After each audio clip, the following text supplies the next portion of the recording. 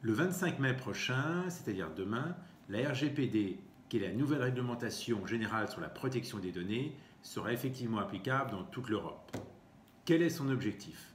Eh bien, tout simplement le renforcement de la protection et du contrôle des données personnelles des Européens.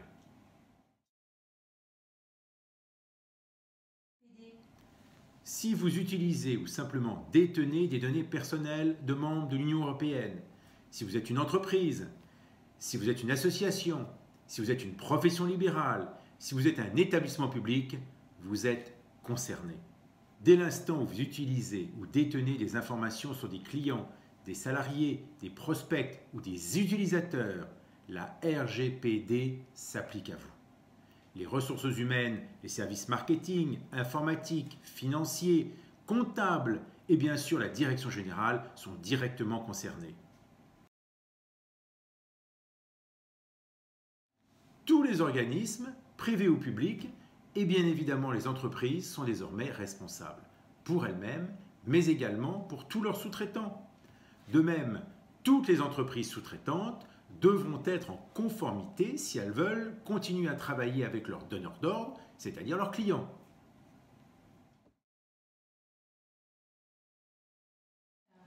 Une donnée personnelle, ce sont bien sûr les noms, adresses, email, numéro de téléphone, date de naissance, mais aussi la localisation GPS, une adresse IP, la liste d'achats ou de déplacements effectués.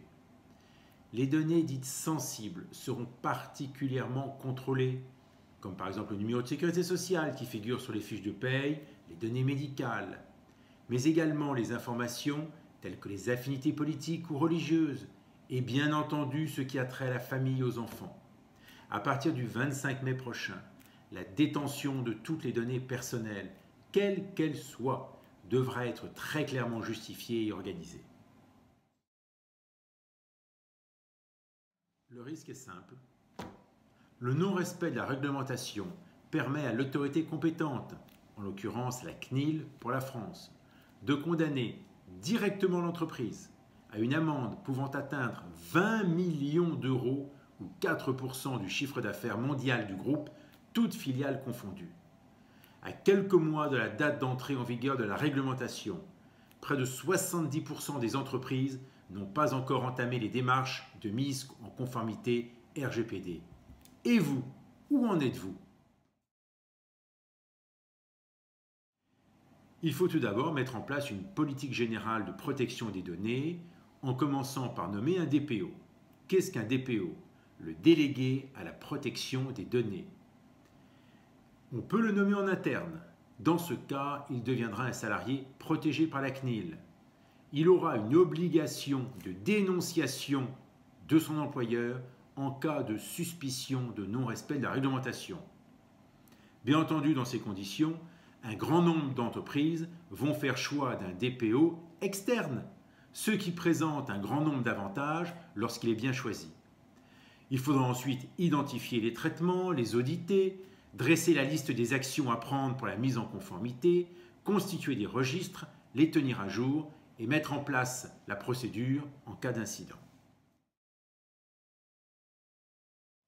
Le respect de la vie privée de chacun est aujourd'hui un principe fondamental de notre société. Compte tenu des innovations technologiques, de leur impact sur notre vie privée, il était tout à fait crucial d'instaurer une réglementation efficace assurant le respect de ce principe. Évidemment, la mise en conformité RGPD risque d'être coûteuse, mais il est impératif de s'y consacrer au plus tôt. C'est une obligation, on ne pourra pas y échapper.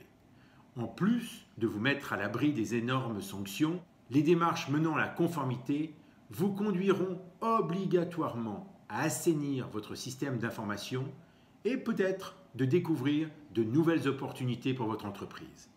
Mais par-dessus tout, empressez-vous de mettre votre entreprise en conformité RGPD parce qu'il est essentiel de respecter la vie privée d'autrui.